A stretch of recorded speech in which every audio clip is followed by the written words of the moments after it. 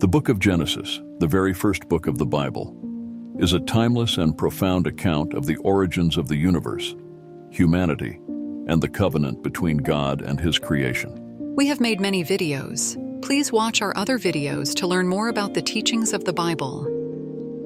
Genesis chapter 7, the great flood and Noah's ark. The Lord then said to Noah, "Go into the ark, you and your whole family, because I have found you righteous in this generation. Take with you 7 pairs of every kind of clean animal, a male and its mate, and 1 pair of every kind of unclean animal, a male and its mate, and also 7 pairs of every kind of bird, male and female, to keep their various kinds alive throughout the earth. 7 days from now I will send rain on the earth for 40 days and 40 nights, and I will wipe from the face of the earth every living creature I have made." And Noah did all that the Lord commanded him. Noah was 600 years old when the floodwaters came on the earth. And Noah and his sons and his wife and his sons' wives entered the ark to escape the waters of the flood. Pairs of clean and unclean animals, of birds, and of all creatures that move along the ground, male and female, came to Noah and entered the ark, as God had commanded Noah. And after the 7 days the floodwaters came on the earth. In the 600th year of Noah's life, on the 17th day of the 2nd month, on that day all the springs of the great deep burst forth, and the floodgates of the heavens were opened, and rain fell on the earth 40 days and 40 nights. On that very day Noah and his sons, Shem, Ham, and Japheth, together with his wife, and the wives of his 3 sons, entered the ark.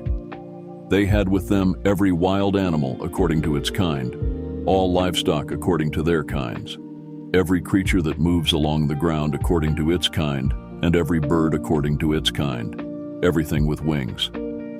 Pairs of all creatures that have the breath of life in them came to Noah and entered the ark. The animals going in were male and female of every living thing, as God had commanded Noah. Then the Lord shut him in. For 40 days the flood kept coming on the earth, and as the waters increased, they lifted the ark high above the earth. The waters rose and increased greatly on the earth, and the ark floated on the surface of the water. They rose greatly on the earth, and all the high mountains under the entire heavens were covered. The waters rose and covered the mountains to a depth of more than 15 cubits. Every living thing that moved on land perished. Birds, livestock, wild animals, all the creatures that swarm over the earth, and all mankind. Everything on dry land that had the breath of life in its nostrils died. Every living thing on the face of the earth was wiped out, people and animals and the creatures that move along the ground, and the birds were wiped from the earth.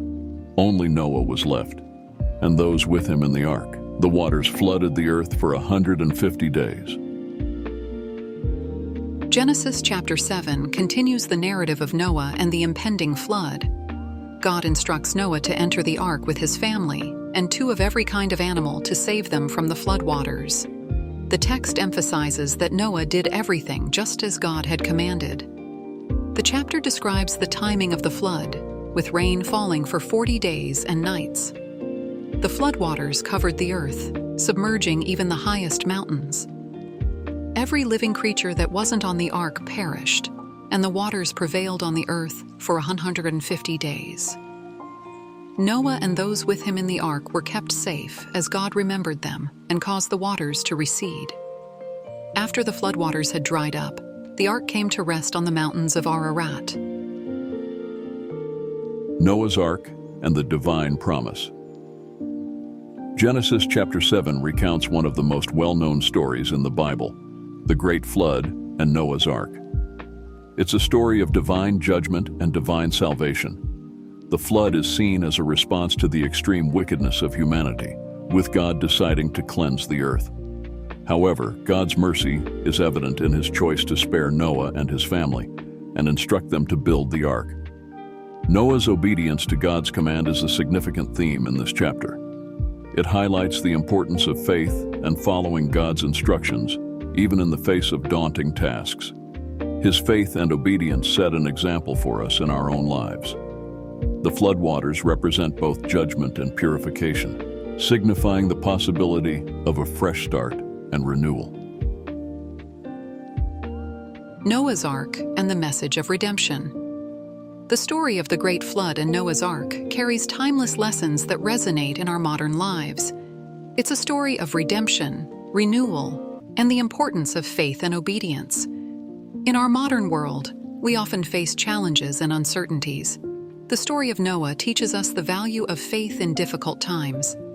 It reminds us that even in the face of adversity, following our beliefs and trusting in a higher power can lead to salvation and renewal. The ark itself serves as a symbol of safety and refuge. In our lives, we may encounter storms and difficulties, but we can find solace in our faith and the support of our loved ones. The story encourages us to create safe havens for ourselves and those we care about. The floodwaters, while a symbol of judgment, also represent a fresh start. In our world, there are moments when we may need to start anew, leaving behind old habits or negative influences. The story inspires us to embrace change, cleanse our lives of negativity, and begin afresh. The story of the flood reinforces the idea of divine mercy. Even in the face of judgment, God's mercy and grace are present. In our lives, we can seek forgiveness and redemption, and we can extend mercy to others who may need a second chance. Moreover, the Great Flood is a reminder that the natural world can be both beautiful and destructive. It encourages us to care for the environment and be mindful of our impact on the planet. Climate change and environmental concerns in our modern world call for responsible stewardship, similar to Noah's role in preserving God's creation.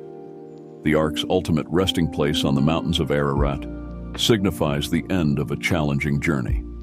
It reminds us that challenges and difficulties will eventually come to an end, and we can find new beginnings and hope on the horizon. In a world marked by uncertainty, division, and environmental challenges, the story of Noah's Ark and the Great Flood encourages us to have faith, seek redemption, create safe spaces for ourselves and others, and be responsible stewards of our world. Genesis chapter 8. The waters recede, Noah's offering and God's promise. But God remembered Noah and all the wild animals and the livestock that were with him in the ark, and he sent a wind over the earth, and the waters receded. Now the springs of the deep and the floodgates of the heavens had been closed, and the rain had stopped falling from the sky. The water receded steadily from the earth. At the end of the 150 days the water had gone down, and on the 17th day of the 7th month the ark came to rest on the mountains of Ararat. The waters continued to recede until the 10th month, and on the first day of the 10th month the tops of the mountains became visible. After 40 days, Noah opened a window he had made in the ark and sent out a raven, and it kept flying back and forth until the water had dried up from the earth. Then he sent out a dove to see if the water had receded from the surface of the ground. But the dove could find nowhere to perch because there was water over all the surface of the earth. So it returned to Noah in the ark. He reached out his hand and took the dove and brought it back to himself in the ark. He waited 7 more days and again sent out the dove from the ark. When the dove returned to him in the evening, there in its beak was a freshly plucked olive leaf. Then Noah knew that the water had receded from the earth. He waited 7 more days and sent the dove out again, but this time it did not return to him. By the first day of the first month of Noah's 601st year, the water had dried up from the earth. Noah then removed the covering from the ark and saw that the surface of the ground was dry. By the 27th day of the 2nd month, the earth was completely dry. Then God said to Noah, "Come out of the ark, you and your wife and your sons and their wives. Bring out every kind of living creature that is with you, the birds, the animals, and all the creatures that move along the ground, so they can multiply on the earth and be fruitful and increase in number on it." So Noah came out, together with his sons and his wife and his sons' wives, all the animals and all the creatures that move along the ground and all the birds, everything that moves on land, came out of the ark, one kind after another. Then Noah built an altar to the Lord, and taking some of all the clean animals and clean birds, he sacrificed burnt offerings on it. The Lord smelled the pleasing aroma and said in his heart, Never again will I curse the ground because of humans, even though every inclination of the human heart is evil from childhood. And never again will I destroy all living creatures as I have done. As long as the earth endures, seed time and harvest, cold and heat, summer and winter, day and night will never cease. Genesis chapter 8 begins with God remembering Noah and the animals in the ark, and causing the floodwaters to recede. The ark came to rest on the mountains of Ararat, and after some time, Noah sent out a raven and a dove to see if there was dry land. The dove returned without finding a resting place, but the second time it brought back an olive leaf, indicating that the waters had receded. Noah waited 7 more days, and then released the dove again. This time, it did not return. When Noah was 601 years old, the earth had dried, and God instructed him to leave the ark with his family and the animals. Noah built an altar and offered burnt offerings on it, and the Lord was pleased with the aroma of the sacrifice. God made a promise to never again curse the ground or destroy all living creatures as he had done during the flood.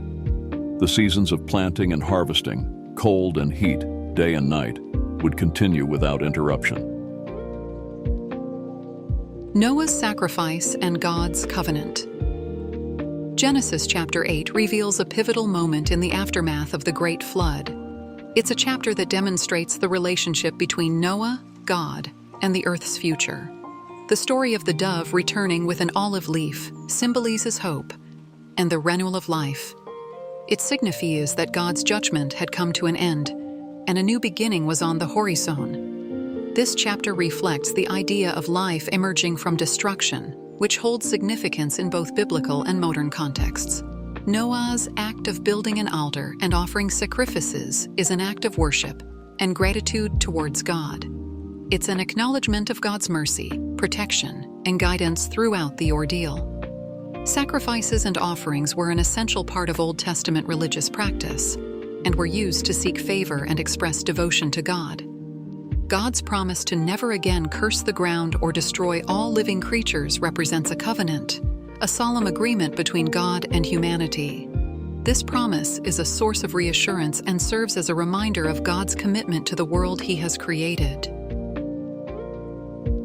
Renewal, worship, and divine promise in our lives. The story of Genesis chapter 8 carries themes of renewal, worship, and divine promise that are highly relevant to our modern lives. In our contemporary world, we often encounter moments of upheaval and turmoil. The story of the dove and the olive leaf teaches us to seek signs of hope in the midst of adversity. It reminds us that even in the darkest of times, there can be a beacon of light and the promise of better days ahead.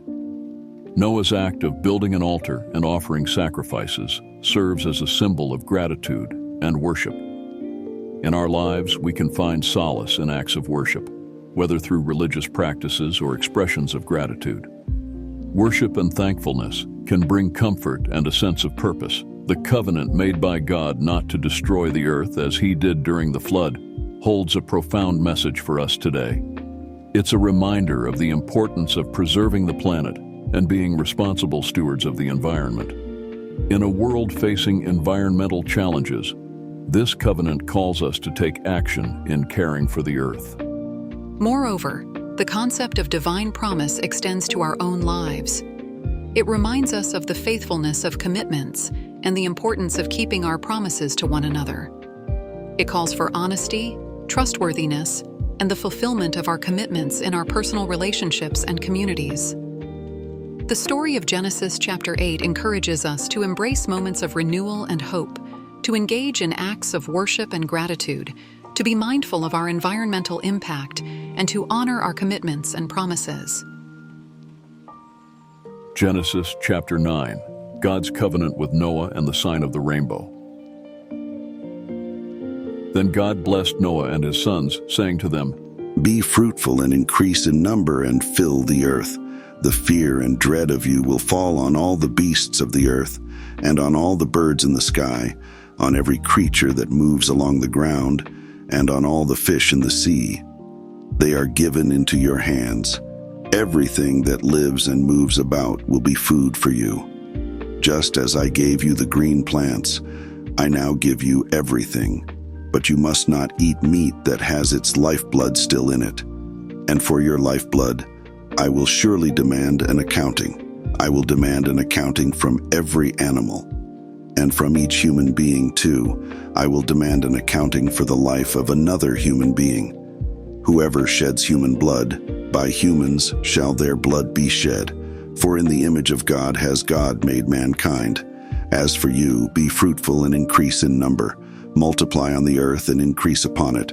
I now establish my covenant with you and with your descendants after you and with every living creature that was with you, the birds, the livestock, and all the wild animals, all those that came out of the ark with you, every living creature on earth. I establish my covenant with you. Never again will all life be destroyed by the waters of a flood. Never again will there be a flood to destroy the earth.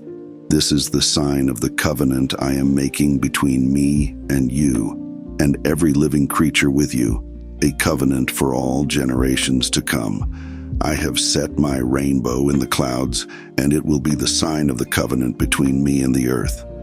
Whenever I bring clouds over the earth and the rainbow appears in the clouds, I will remember my covenant between me and you and all living creatures of every kind. Never again will the waters become a flood to destroy all life.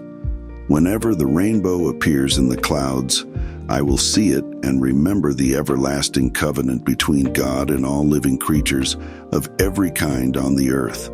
This is the sign of the covenant I have established between me and all life on the earth. The sons of Noah who came out of the ark were Shem, Ham, and Japheth. These were the three sons of Noah, and from them came the people who were scattered over the whole earth. Noah, a man of the soil, proceeded to plant a vineyard. When he drank some of its wine, he became drunk and lay uncovered inside his tent. Ham, the father of Canaan, saw his father naked and told his two brothers outside. But Shem and Japheth took a garment and laid it across their shoulders. Then they walked in backward and covered their father's naked body.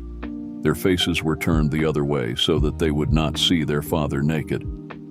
When Noah awoke from his wine and found out what his youngest son had done to him, he said, "Cursed be Canaan. The lowest of slaves will he be to his brothers." He also said, "Praise be to the Lord, the God of Shem. May Canaan be the slave of Shem. May God extend Japheth's territory.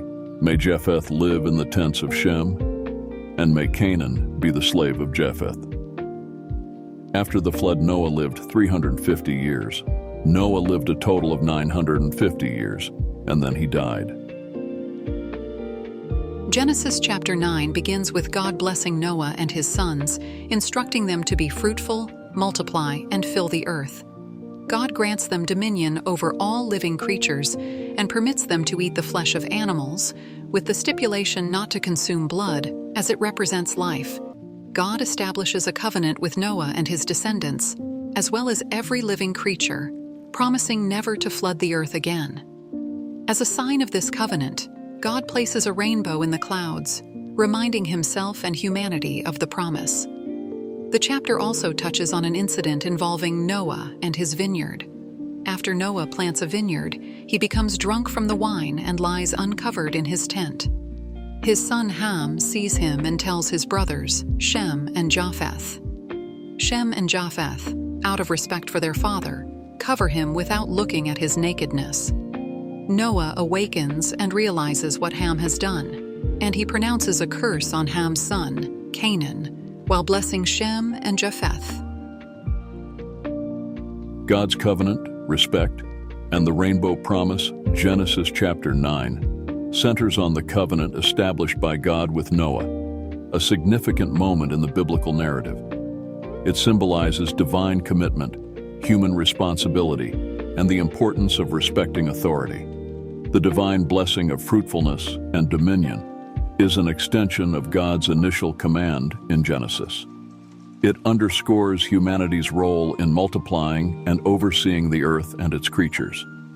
It also emphasizes the value of all life, as God instructs humans not to consume blood, which symbolizes the essence of life.